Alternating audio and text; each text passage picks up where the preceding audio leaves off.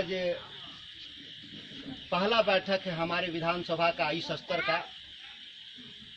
हम लोग आज शुरू कर रहे हैं क्योंकि पूरी पार्टी का जो रीढ़ है, पूरी पार्टी के संचालन की जिम्मेदारी हमारे नौजवान जो बूथ कार्यकर्ता हैं, पार्टी के जो हमारे स्थानीय हमारे कार्यकर्ता हैं, खंडौरा पंचायत के हर गांव से लोग आए हुए हैं यहाँ पे। सबको मैं पहले बधाई देना चाहता हूँ, धन्यवाद देना चाहता हूँ कि आप इस रात्रि के बेला के 8 बजे भी यहाँ उपस्थित हैं। हमारे सामने चुनौती साधारण नहीं है। जो कोरोना वायरस के चलते लॉकडाउन का पूरा जो प्रक्रिया है उसका पालन करना, जब वास्तविक चुनाव शुरू होगा करीब तकरीबन आज से 15-16 दिन के बाद बिहार में चुनाव की घोषणा कर दी जाएगी। पिछली बार 9 सितंबर को चुनाव की घोषणा हुई थी, उसी में 1 या 2 दिन आगे या पीछे करके इलेक्शन कमीशन चुनाव बिहार में कराने जा रहा है। और यह चुनाव जब होगा तो उसमें कई पाबंदियां होंगी, कई पाबंदियां जो आने वाला है। उन पाबंदियों में हम इतने बड़े स्तर पे कार्यक्रम हम नहीं कर सकते। इसीलिए हम लोगों ने तय किया है कि आने वाले 14-15 दिनों में हम लोग कार्यक्रम अधिक से अधिक करेंगे, अधिक से अधिक गाँव तक हम लोग पहुँचने का काम करेंगे। फिर उसके बाद जो हमारे जो सरकारी जो नियमावली बनेगा उस नियमावली के अनुरूप हम लोग को चलना होगा। जो हमारा सत्ता पक्ष है बिहार में, जो 15 साल से बिहार में शासन चला रहे हैं लोग, डबल इंजन की सरकार के लोग, उस साधनों की ताकत के बदौलत वह डिजिटल चुनाव को, डिजिटल कैंपेन जिसको कहते हैं, जो आभासी जो चुनाव अभियान चलाने का वो प्रयास करेंगे। स्वाभाविक है कि हम उनकी ताकत के मुकाबले हमारे जो समर्थक वर्ग हैं, हमारे मतदाता वर्ग हैं, उनके पास यह सुविधाएं बहुत सीमित मात्रा में हैं। दूसरी बात जो है वो बहुत महंगी टेक्नोलॉजी है। हम उस मुकाबले में पूरे बिहार के स्तर पे हम आसानी से इसका मुकाबला नहीं कर पाएंगे। लेकिन जो हमारे जो आप जैसे जुझारू जो कार्यकर्ता हैं गांव-गांव में, बूथ पर, जिनके बीच में हम लगातार पिछले साल भर से हम लोग अपनी कमेटियों के दुरुस्त करने के लिए, संगठनात्मक ढांचा को खड़ा करने के लिए हम लोगों ने काम किया है, वह प्रतिफल के तौर पे देखेंगे। जब चुनाव आएगा तो हम अपने विपक्षियों से, हम जमीनी मुकाबले में उनसे हम आगे रहेंगे। हमारे पास जितनी संख्या में हमारी पार्टी के जो साधारण से लेकर प्राथमिक से लेकर सक्रिय सदस्यों की जो ताकत है वह दूसरे दलों के बनिस्पत करीब 3 गुना ज्यादा है। चुनाव आयोग की वेबसाइट पर जाइएगा तो कैमूर जिला में ही बीएलए जो बनाने की जो प्रक्रिया थी, बूथ लेवल जिसको हम एजेंट बोलते हैं, उसमें हम भारतीय जनता पार्टी के मुकाबले तकरीबन 3 गुना ज्यादा हमारे कार्यकर्ता वहां इनरोल्ड किए गए हैं। वह रिपोर्ट है, उस रिपोर्ट को हम देख रहे थे। और जो थोड़ा सा कमी हमारे जिला में भभुआ विधानसभा में है, वो हम लोग 2 से 3 दिनों में उस बात को भी पूरा करेंगे। राष्ट्रीय जनता दल का एक गढ़ रहा कैमूर जिला। किन्हीं कारणों से पिछली बार हम चूक किए थे, लेकिन इस बार का जो चुनाव होगा पुनः राष्ट्रीय जनता दल 4 सीट पर चुनाव जीतेगा, इसका मैं विश्वास दिलाता हूँ। जो उत्साह है, जो उपस्थिति है, जो संख्या है, मैं कई बार चुनाव लड़ा भी हूँ, कई बार मैं चुनाव लड़ाया भी हूँ, लेकिन इस बार का पूरा चुनाव मैं रामगढ़ में देख रहा हूँ, कैमूर जिला में देख रहा हूँ। इतने भारी संख्या में मतदाता और कार्यकर्ता कभी उपस्थित नहीं होते थे। मैं आज चौथा या यह कह सकते हैं मैं 5वां कार्यक्रम में हूँ। सुबह से भारी बारिश में भी कहीं पर भी जो हमारे सामने आज उपस्थित हैं, इतनी संख्या कहीं भर रही, इससे ज्यादा लोग भी संख्या में कहीं कहीं उपस्थित थे। हमारे सामने जो चुनौती है, जो चुनाव है, आप देखे होंगे सोशल मीडिया पे जो अफवाहबाज अपने कार्य को गिनाने के लिए झूठ बोलने का जो काम शुरू किया है, उसका भी जवाब आपको दुरुस्त करना होगा और जवाब देना होगा। हम पिछले 15 सालों में नीतीश जी के को करीब 3 साल सरकार हमने चलवाया है राष्ट्रीय जनता दल के सहयोग से। याद कर लीजिए, 15 साल में नीतीश जी की सरकार हमारे साथ रही, राष्ट्रीय जनता दल के साथ 3 साल रही है और 12 सालों भाजपा के साथ सरकार चलाए हैं। इन 3 सालों में ही हम लोगों ने जो काम किया, जो खंडौरा का ग्रिड है, जो रामगढ़ का ग्रिड है, जो कुशहरिया का पावर हाउस है, देवहलिया का हो, कलानी का हो, एवती का पावर हाउस, यही बिजली के क्षेत्र में बदलाव है। बाकी अगर बताया जाए तो 12 सालों में नीतीश कुमार जी की उपलब्धि कोई जीरो है। क्यों जीरो हो गया? इसके पीछे भी कारण है कि हमारा जो विधायक है वो बहुत ही कमजोर व्यक्ति रहा है, जिसको ज्ञानहीनता के चलते हमारे बिहार के विधानसभा में जब वो भाषण दे रहे थे, उस भाषण देने में ही इस रामगढ़ की बदनामी हुआ था। क्या उन्होंने भाषण दिया था? भाषण देने वक्त बिहार के बिजली विभाग के कटौती प्रस्ताव पर जब उनको सरकार के पक्ष में बोलने की बात हुई तो उन्होंने कहा कि बिहार को 600 क्यूसेक बिजली मिलता है और अब 5000 क्यूसेक बिजली मिलता है। लोगों को लगा कि रामगढ़ का विधायक देखने में तो बड़ा लंबा चौड़ा घोड़ा जैसा दिख रहा है, लेकिन जब बात अपनी कहता है तो गधा से भी कमजोर आदमी है। बिजली मेगावाट में होता है, बिजली क्यूसेक में नहीं होता। लोगों ने ताली बजाने की जगह लोगों ने नाराज होता कि रामगढ़ से एक से दिग्गज सोशलिस्ट नेता या कांग्रेस के भी हमारे पूर्वज जो हमारे एमएलए हुआ करते थे, विश्वनाथ राय, प्रभावती थी, सच्चिदानंद सिंह, जगदानंद सिंह और रामचंद्र शर्मा जैसे, दशरथ तिवारी जैसे लोग बिहार विधानसभा में जब खड़ा होते थे तो बिहार की पूरी विधानमंडल सुनने को बेताब रहती थी कि रामगढ़ का प्रतिनिधि बिहार की जनता के हक में क्या बोलेगा। ये हमारा वर्तमान विधायक एमए पास, आप गूगल करिएगा तो लोगों को बड़ा विश्वास था कि ये पढ़ा लिखा इंसान देखने में 6 फीट 2 इंच, इसके पास कुछ बुद्धि भी होगा। लोगों को क्या पता, ये बुद्धि जो इतना बड़ा है इसमें खाली है, गोबर भरा हुआ है, तो बिहार का विकास या कैमूर का विकास, रामगढ़ का विकास होगा कैसे? मैं बताना चाहता हूं, आप नौजवान साथी हैं, कैमूर के विश्वकर्मा जगदानंद सिंह, लालू प्रसाद जी के राज में जिला बना था, मोहनिया का अनुमंडल बना और इस इलाके के प्रशासनिक ढांचे के साथ बिजली के क्षेत्र में, शिक्षा के क्षेत्र में अपार काम करने का काम किया था। लेकिन ये 15 साल सरकार बीतते जा रहा नीतीश कुमार का, आप भभुआ से लेकर माधोपुर तक के बीच में कोई एक काम बता दीजिए, खंडौरा और कुशहरिया के अलावा कोई काम हुआ हो। आप जाकर उसके बोर्ड पर देख लीजिए शिलान्यास का डेट, और लालू प्रसाद जी की सरकार जब चला रहे थे तो शिलान्यास पर बोर्ड है। बाकी काम जमीन के अभाव में या अन्य कार्यों के चलते और निर्माण थोड़ा धीरे हुआ होगा या पीछे हो रहा होगा। हम बिजली के क्षेत्र में क्रांतिकारी बदलाव लाए, हम शिक्षा के क्षेत्र में जो हम लोगों ने छोड़कर गया इस कैमूर में, मैं आपको बता देना चाहता हूं, ये हमारे नौजवान डिजिटल इंडिया वाले लोग मोहर दुर्गावती स्टेशन पर कन्या मध्य विद्यालय राष्ट्रीय जनता दल के शासन काल में खुला हुआ था, उसमें पढ़ाई होता था। आप आज भी वो बिल्डिंग देखते हैं जिसमें आज बिजली विभाग चलता है, लेकिन नीतीश जी की सरकार बनी तो सरकार बनते ही 2 साल में उसको खंडहर में तब्दील कर दिया नीतीश कुमार ने। लोग कहते हैं कि शिक्षा के क्षेत्र में हमने कल्याणपुर में बालिका विद्यालय, दुर्गावती में बालिका विद्यालय, बिछिया में कॉलेज बनाने का काम किया, लेकिन वर्तमान सरकार सभी को बंद करने का काम किया, सारे का लाइसेंस छीनने का नीतीश कुमार के राज में काम किया। और हमारे विधायक जो स्थानीय विधायक हैं, उन्होंने, उनके मुंह से आवाज नहीं निकला कि क्यों नाइंसाफी हमारे बेटी बचाओ बेटी पढ़ाओ का नारा देने वाले लोग के राज में बेटियों की आबरू सुरक्षित नहीं है। पूरे बिहार में मुजफ्फरपुर कांड हुआ, सैकड़ों बच्चियों आज तक भी लापता हैं, आज तक किसी के साथ किसी को न्याय नहीं मिला। और जब बेटी पढ़ाओ, अगर हम 3 साल बीच में नहीं आते तो ये बिजली के क्षेत्र में जो सैकड़ों हजारों ट्रांसफार्मर दिख रहे हैं, ये आपको कभी उपलब्ध नहीं होता।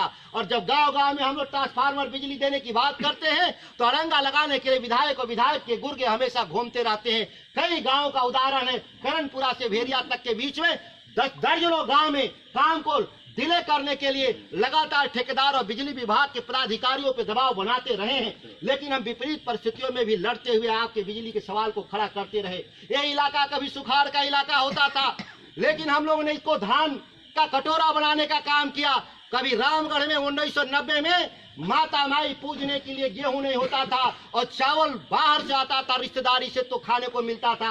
और कब खाने को चावल मिलता था? जब घर में रिश्तेदार आता था। इन 30 सालों में हम लोग धान का कटोरा, गेहूं का कटोरा बनाने का काम किया इस रामगढ़ के इलाके को। और जब हमारे पास अफराज पैदा हुआ तो इसका भाव क्या है? आज डबल इंजन की सरकार में इतिहास बन गया, धान से सस्ता चावल बिक रहा है। एक का इतिहास बना है,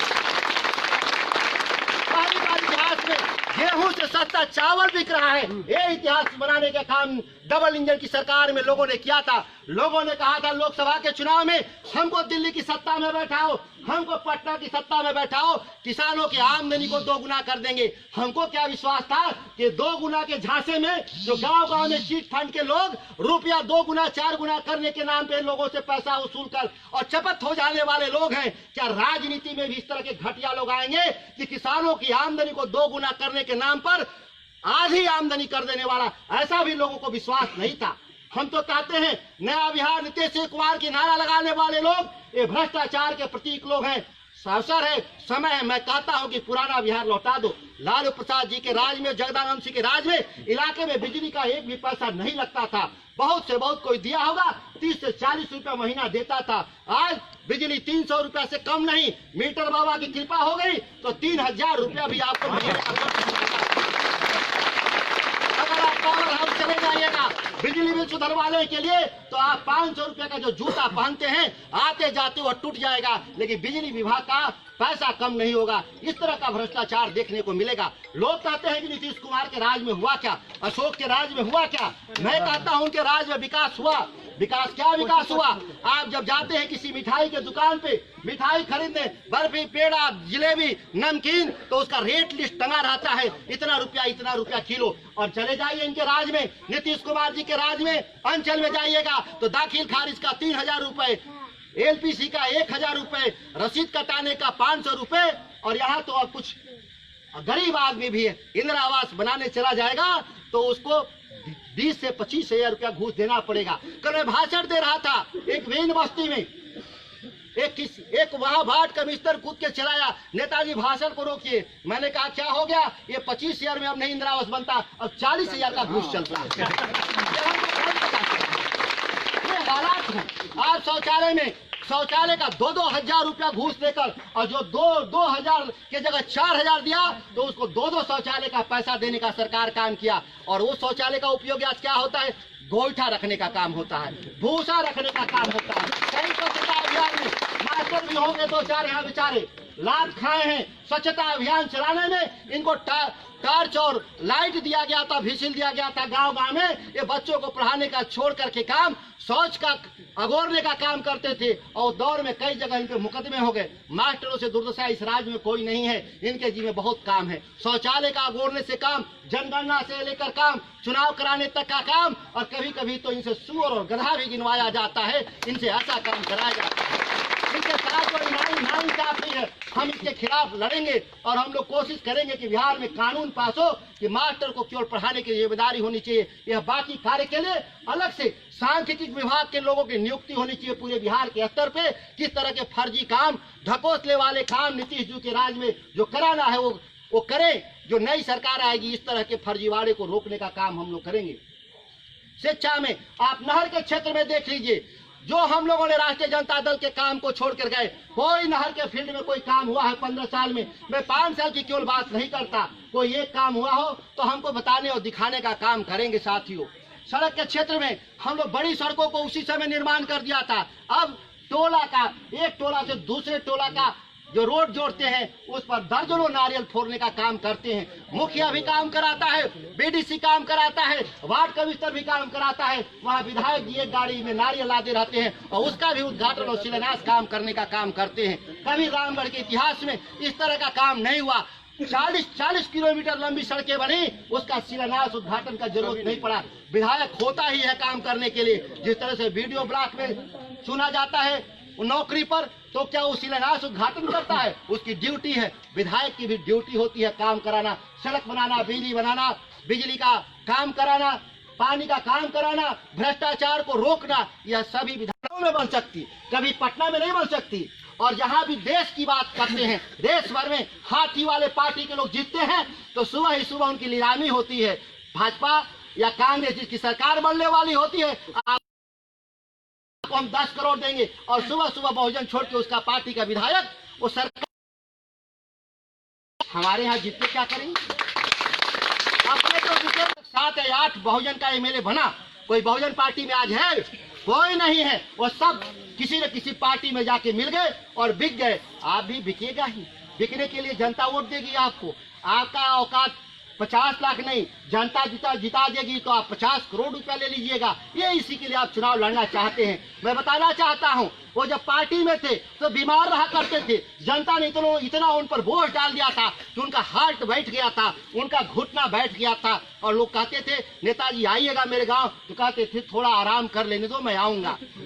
जनता भी सजग, जब वोट पड़ने लगा तो जनता ने कहा इनको भाई स्थाई दो, आराम दो, और ठीक हो गए हैं। आप विश्वास करो, आप विधायक जी को देखिएगा, पुराने वाले पूर्णतः स्वस्थ हो गए हैं, दौड़ रहे हैं गांव गांव। लेकिन जब विधायक थे तो ये थके हुए थे, पार्टी का कहीं कार्यक्रम में नहीं जाते थे। आज वो स्वस्थ हैं, तो कभी ऐसा मत गलती करिएगा कि बूढ़ा आदमी पर इतना बोझ लाद दीजिएगा कि पता चला फिर उठ जाएंगे, फिर बैठ जाएंगे। क्या भी सजग रहना है, मैं बता रहा हूँ। ये तो हमारी पार्टी जो हमारे खिलाफ चुनाव लड़ने वाली है, ये नूरा कुश्ती में लगा हुआ है।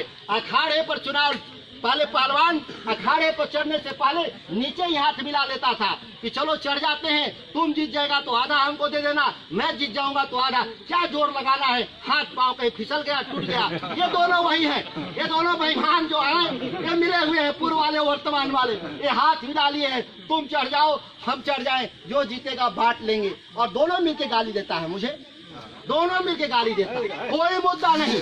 आप भारतीय जनता पार्टी वाले के भाषण को सुन लीजिए, आप बहुजन वाले पार्टी को भाषण सुन लीजिए, दोनों मिल करके राष्ट्रीय जनता दल को गाली देता है। क्या भाई, हमारा तो कोई, हम तो जनप्रतिनिधि रहे नहीं, और आने वाले समय में बनेंगे तो हम देखेंगे हमने क्या किया नहीं किया। हम नहीं बनते हुए भी हम रोजगार के क्षेत्र में, हम शिक्षा के क्षेत्र में हमने कई काम किया है, दर्जनों काम किया है। हमारे चलते इस जिला में, कैमूर जिला में कभी 1 लाख लोगों को रोजगार हम देते थे। 400 राइस मिलों को हमने खुलवाया था। किसानों का भी भला होता था, मजदूरों का भी भला होता था। नीतीश कुमार जी के राज में डबल इंजन वाली सरकार में 1700 बिहार के राइस मिल और कैमूर के 400 राइस मिलों पे मुकदमा करके जेल भेजने का काम किया। उसकी भी लड़ाई हम लोग लड़ते हैं, उनके न्याय के लिए सुप्रीम कोर्ट से लेकर हाई कोर्ट तक लड़ते हैं। अगर वो हमारे साथ न्याय हो गया, सुप्रीम कोर्ट हाई कोर्ट का फैसला मेरे पक्ष में आया, तो बिहार में हम 1700 की जगह हम 5000 राइस मिल को पुनः लगवाने का काम करेंगे। बिहार में अकेले चावल मिल से हम कम से कम 20 लाख लोगों को रोजगार देने का काम करेंगे। यह नीतीश कुमार जैसा मैं ढोंगी आदमी नहीं। कहते थे कि मैं आऊंगा सत्ता में, पलायन रोक दूंगा। 15 साल आपके बीत गए, और जब कोरोना वायरस हुआ, लॉकडाउन हुआ, 1 करोड़ लोग पैदल आए। इसी जीटी रोड पर आप जाते होंगे तो आदमियों का काफिला आता था, पैदल, थके हारे, भूखे प्यासे, बिना इलाज का लोग भूख से मौत हुई, लोग इलाज के भाव में मरे। और देश के प्रधानमंत्री नीरो जैसा बंसी बजा रहा था। अमेरिका से भारत लाने के लिए हवाई जहाज था, लेकिन दिल्ली और बॉम्बे से बिहार भेजने के लिए ट्रेन उस आदमी के पास नहीं था। कहते हैं हम विश्व शक्ति हैं। विश्व शक्ति कैसा विश्व शक्ति, जो देश में ट्रेन नहीं चला सकता, देश में हॉस्पिटल नहीं चला सकता। आप देखे होंगे बीएचओ बनता पूरे 5 महीना, जो हार्ट का मरीज था, जो डायबिटीज का मरीज था, जो किडनी का मरीज था, कैंसर का मरीज था, इलाज के अभाव में मर गया। कोरोना से अगर 5 आदमी मरा तो इस रोग से 500 लोग मरे हैं इस इलाके में। क्या आप सरकार चला रहे हैं जिससे हॉस्पिटल नहीं चलते, जिससे ट्रेनें नहीं चलती। मैं कह रहा हूँ किस तरह का लॉकडाउन। केवल आज के दिन में अगर कोई चीज बंद है इस देश में, वो है केवल स्कूल। बच्चों का जो शिक्षा का मंदिर है बंद है, बाकी चीज खोल दिया गया। मैं जानना चाहता हूँ, देश की राजनीति करने के लिए, रैली करने के लिए, सभा करने के लिए, सरकार तोड़ने के लिए, सरकार फोड़ने के लिए लॉकडाउन नहीं है, लेकिन देश के स्कूल और कॉलेज को चलाने के लिए ये लॉकडाउन और कोरोना है।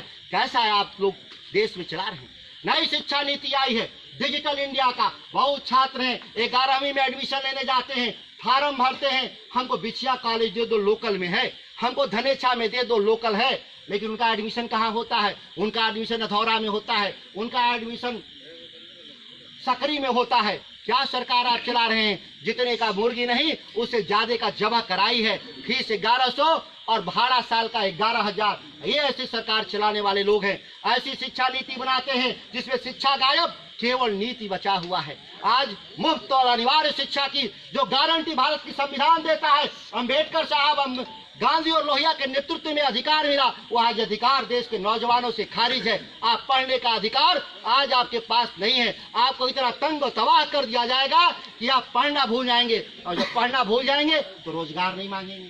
पढ़िएगा तब तो रोजगार चाहिए। लोग कहेंगे कि आपके पास डिग्री ही नहीं है तो किस बात का रोजगार। ये षड्यंत्र देश में रचा जा रहा है और आप लगातार इस बात से, लेकिन ये तो सोशल मीडिया है, व्हाट्सएप है, इसके माध्यम से हिंदू मुसलमान, भारत पाकिस्तान रेले हुए हैं लोग। बाकी चीजों के बारे में सोचने के लिए किसी को अवसर नहीं देते। क्यों नहीं देते? जो ही हम अवसर दीजिएगा सोचने के लिए, इन दो मुद्दों को निकाल दीजिएगा तो बच्चा कहेगा कि आप 15 लाख रुपया कहे थे कि भाई वापस ला के हम काला धन हम हर आदमी को देने का काम करेंगे। लोग कहते हैं मोदी जी के खिलाफ मत बोलिए, आपको मोदी जी के खिलाफ चुनाव नहीं लड़ना है। मैं जानना चाहता हूं, अभी लोकसभा का चुनाव भी था, अश्विनी चौबे एमपी हो गए। हम लोगों ने पूछा कि अरे अश्विनी चौबे को आप देखे हैं, कोई काम हम किया है? लोगों ने कहा जाने दो, हम तो मोदी को वोट दिए। सवाल जब देश में मोदी के नाम पर वोट है तो हम उन्हीं से सवाल करेंगे और देश के प्रधानमंत्री से नहीं सवाल करेंगे तो क्या मैं राहुल गांधी से सवाल करूंगा जिनको अधिकार नहीं? कोई क्या राजनीति है इस देश में? राजनीति करने के तरीके बदले जा रहे हैं। आप जो नौजवान साथी हैं इस बात को गौर करिए कि आप सत्ता से अगर सवाल नहीं कर सकते, सत्ता से टकरा नहीं सकते तो आपकी चमड़ी इस देश में उतार दी जाएगी, लोकतंत्र नाम का चीज खत्म हो जाएगा और देश का संविधान समाप्त हो जाएगा। मैं बता रहा हूँ, ये कोई साधारण दौर से गुजर नहीं। लोगों ने इंदिरा गांधी के ही जमाने में कहा, जो बूढ़े लोग हैं उन लोगों ने कहा इंडिया इज इंदिरा, और इंदिरा इज इंडिया का नारा दगा लगाया गया था इसी देश में और देश भोगा, देश में आपातकाल लागू हो गया था। आज भारत की सरकार नहीं कहलाती दुनिया में, भाजपा की भी सरकार नहीं कहलाती दुनिया में, एनडीए की भी सरकार नहीं कहलाती। सरकार क्या कहलाती है? उसका नाम क्या है? मोदी सरकार। मोदी सरकार। तो मोदी जी सवाल करिए, फिर ये बीडीओ सीओ से क्यों सवाल, ये विधायक एमपी से क्यों सवाल? बेचारा ये तो कठपुतली है, देश के जो प्रधानमंत्री सब कुछ हैं तो फिर उनसे सवाल। तो इसलिए आप इस मुगालते में नहीं रहिए, आज सोशल मीडिया के झांसे में नहीं रहिए। आज या तो फिर प्रधानमंत्री चुनाव में वोट न मांगे, मैं नहीं सवाल करूंगा। अगर बिहार में वो नहीं आते हैं चुनाव में वोट मांगने तो मैं उनसे सवाल भी नहीं करूंगा। प्रधानमंत्री जी कल बोल दें मोदी जी के हम बिहार के वोट में नहीं आएंगे मांगने, बिहार के लोग फैसला कर ले कि बिहार में किसकी सरकार रहेगी। माई का तिराक मैं सवाल इनसे कर दूंगा। सवाल मैं मोदी से नहीं करता, मैं देश के प्रधानमंत्री से करता। जो उस गद्दी पे बैठेगा, इंदिरा गांधी से हम लोग को लड़ने में भार नहीं पड़ा तो मोदी जी आपसे भी लड़ लेंगे। और नीतीश कुमार जी तो खैर कठपुतली है, वो तो भाजपा के कंधे पे कभी विक्रम बेताल की कहानी सुने होंगे, वो कभी राष्ट्रीय जनता दल के कंधे पर, कभी भाजपा के कंधे पर, मोदी जी के कंधे पर बैठ के राज करते हैं। नीतीश जी को इतनी औकात हो तो मैं उनको चैलेंज भी नहीं करता, वो ऐसे ही राजनीति से चले जाएंगे। चैलेंज क्या करना है? कल वो छोड़ दे भारतीय जनता पार्टी का साथ, मैं भी राष्ट्रीय जनता दल का अकेला चुनाव लड़ लेता हूं और भारतीय जनता पार्टी और राष्ट्रीय जनता दल यू और बहुजन अलग लड़के देखे 50,000 वोट से हम लोग हराएंगे। यह तो त्रिकोण बना लेते हैं। हमारा वोट कम नहीं, हमको हराने के लिए लोग गठजोड़ कर लेते हैं, हम उस गठजोड़ से हमको लड़ना पड़ता है। हमारा राष्ट्रीय जनता दल के जो वीर बाकुरे हैं इस बात को समझेंगे और एक एक बूथ जीतने की लड़ाई लड़नी है हमको। पंचायत नहीं, विधानसभा लड़ने की जीतने की बात मत बताइए, हमको बूथ। अगर हम माधोपुर में हैं तो हम माधोपुर में हैं तो हम खंडौरा का बूथ कैसे जीतेंगे? हम सरियाव गांव में हैं तो सरियाव करने में कामयाब रहेंगे। तो रामगढ़ में हम लोग कम से कम 20,000 वोट से जीतेंगे, मैं गारंटी देता हूँ। और हमको पूर्ण विश्वास भी है, आज नौजवानों के उत्साह और उपस्थिति देखकर मुझे पूर्ण विश्वास है कि हम ये काम करने में कामयाब रहेंगे। हम इन्हीं चंद शब्दों के साथ अपनी वाणी को विराम देते हैं। जय हिंद, जय राष्ट्रीय जनता।